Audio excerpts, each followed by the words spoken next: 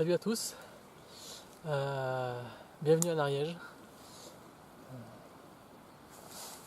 Je voulais partager ce petit moment avec vous au bord du lac de Mondély. J'ai un petit peu de temps pour me poser tranquillement. Au programme aujourd'hui, je vais commencer à débiter dans une branche de noyer, essayer de faire prendre forme ce qui sera mon futur bâton de marche. Et je vais vous présenter probablement aussi le sac que je traîne là depuis quelques sorties, le Frost River Nesbook. Bon.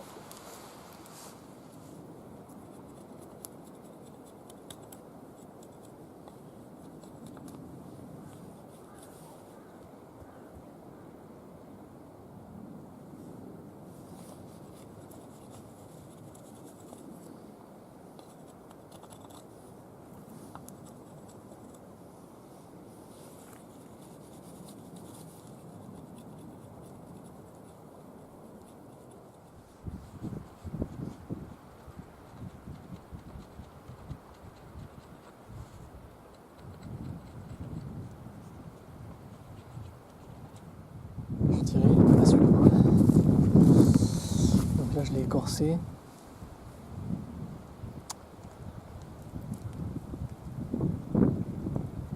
Et il me reste à l'affiner.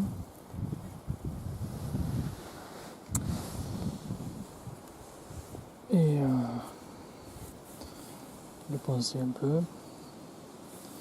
Puis je pense que je vais trouver un système pour lui mettre une poignée, un genre de poignée. Mais bon, je suis plutôt content.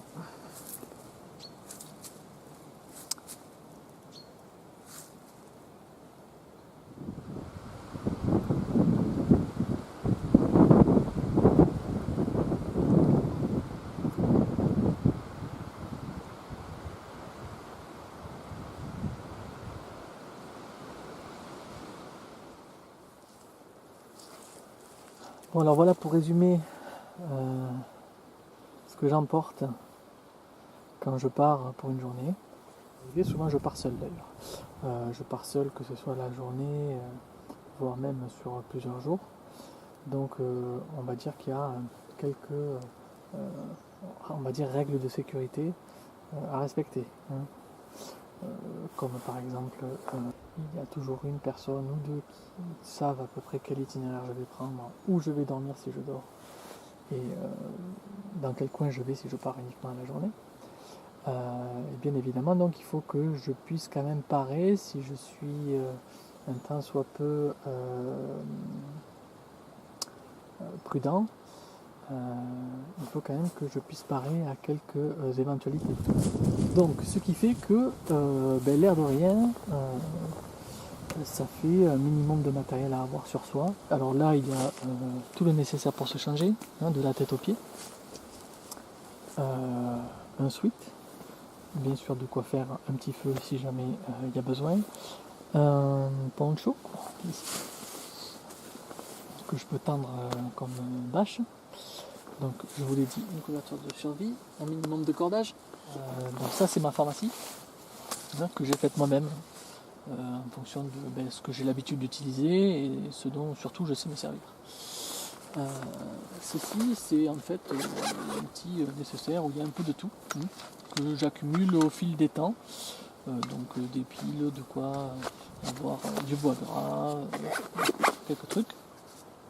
Ça c'est une popote, donc avec un réchaud à alcool, et j'ai aussi un réchaud à bois, parce que bon, réchaud à alcool, surtout maintenant en hiver, à moins de le mettre constamment sur moi ou quoi, il est trop froid pour prendre. Donc bien évidemment un contenant, donc une bouteille en inox. J'ai banni tout aluminium de mon équipement, déjà ça fait déjà plusieurs années. De quoi s'amuser, donc sculpter, tailler, récupérer du bois gras ou je ne sais quelle essence de bois. Donc avec toujours mon couteau, donc le Enzo Trapper. Ici, ça c'est ce qui me permet de ranger ce que j'ai récolté là dernièrement. Donc il y a encore la résine que j'ai récoltée dans la sapinière qu'il y a sur une de mes dernières vidéos.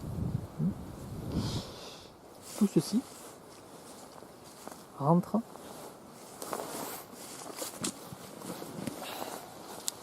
dans ceci. C'est un sac de la marque Frost River, c'est le modèle Nessbook. Il fait une trentaine de litres.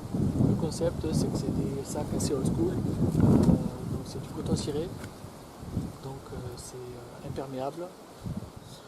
C'est des sacs qui sont donc assez rustiques, que ce soit dans le portage, dans le confort et dans la manière dont maintenant on essaie de gérer son équipement. Chacun voit midi à sa porte. Moi j'ai opté pour ce sac, sachant que le but du jeu c'est de voyager surtout à la journée, assez léger. De manière générale, quand je pars bivouaquer, il y a à peu près ce qu'il y a là, plus bien évidemment quand même un gros sac de 2 kg, un tapis de sol, enfin le nécessaire. C'est une poche latérale, très grande, vous voyez, ça c'est des bouteilles de 1200 litres, donc c'est assez grand. Et de l'autre côté, donc vous avez deux petites poches. Alors, en général, sur celle du dessous, donc là il y a du papier toilette, mais sur celle du dessous, je mets la pharmacie. Alors je la mets dans celle du dessous parce que en fait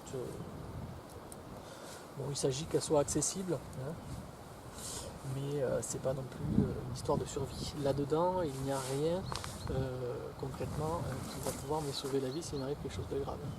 C'est vraiment pour de la bobologie de base. Elle est là, c'est accessible, tant mieux, mais si ça veut dû être là.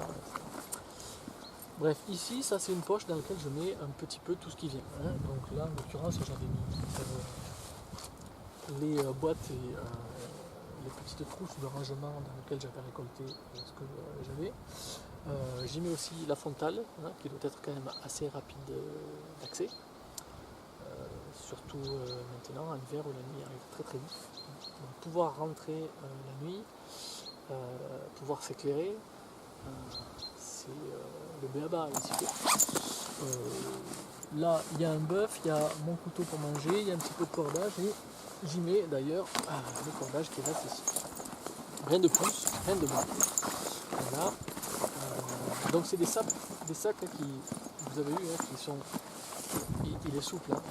Alors, un truc que j'adore sur ce sac, c'est que sur toute la périphérie du sac, si vous voulez, derrière les poches, par exemple là, la poche à eau, vous avez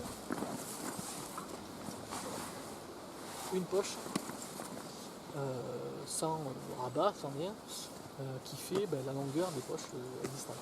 Ici, là, dans la poche à eau, en général, je mets mon couteau, la scie et ma cuillère. Donc tout ça, c'est facile d'accès. Si jamais je vois un petit peu d'écorce de boulot qui traîne que je veux récupérer, je pose le sac, tac, direct, j'ai accès à mes outils pour pouvoir prélever tout ça. Pareil du côté des petites poches, vous avez de quoi ranger des choses. Et devant, vous avez aussi une poche qui fait toute la largeur du sac, mais dans laquelle, bien évidemment, il y a toujours un petit bouquin et bien sûr le besoin. En général, je me sers de la couverture de ce livre pour me faire un dossier.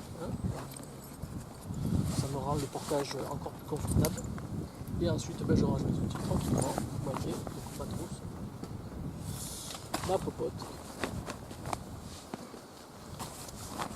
le poncho, les affaires de rechange, le hamac, toujours indispensable, une bonne sieste sur la digestion. Je suis d'origine méditerranéenne et la sieste est quelque chose de sacré. petit sac de nourriture, le petit sweat, et là on est prêt pour repartir tranquillement avec un sac. Alors je ne l'ai pas pesé, hein, mais il doit faire entre 5 et 6 kg, je dirais, au maximum. Voilà. Donc relativement facile de porter ça à la journée sur 3-4 heures de marche. Ça pose pas de problème. Le portage, pour que vous voyez bien. Je ferai des gros plans à la fin de la vidéo. Ici là donc ce sont des sangles. Alors c'est vraiment costaud. Hein, je ne sais pas s'il y en a d'entre vous qui ont fait des arts martiaux. Vous savez à peu près les ceintures, hein, les ceintures de kimono. Bon, mais c'est un peu du même acabit, quoi. C'est assez épais, c'est plus large. Bon, voilà. Le côté cuir, laiton, sac en toile, moi me plaît beaucoup. Bon, ils ont la réputation d'être des sacs relativement onéreux. Oui, c'est vrai, mais bon, pas plus qu'un Fjällräven ou je ne sais quelle marque qui fait bien son travail et qui propose à ses consommateurs des sacs de qualité et on va dire durables. Vous avez peut-être vu mon autre vidéo où je présentais le sac Carimor, où c'est un sac vraiment avec un seul fût, hein, type alpin, où on compartimente le sac, mais à l'intérieur il faut tout ouvrir, tout sortir éventuellement si on veut attraper quelque chose dans le sac. Là j'avais envie vraiment quelque chose de beaucoup plus réactif, modulable, pour pouvoir sortir la journée et répondre en fait à ce qui se passe quand je sors à la journée, c'est-à-dire je pars récolter des trucs, je pars cueillir des plantes, donc il faut que tout tombe sous la main relativement rapidement parce que voilà, c'est dans le tempo de la journée, quoi. Voilà, je vous fais quelques images du sac à proprement parler et puis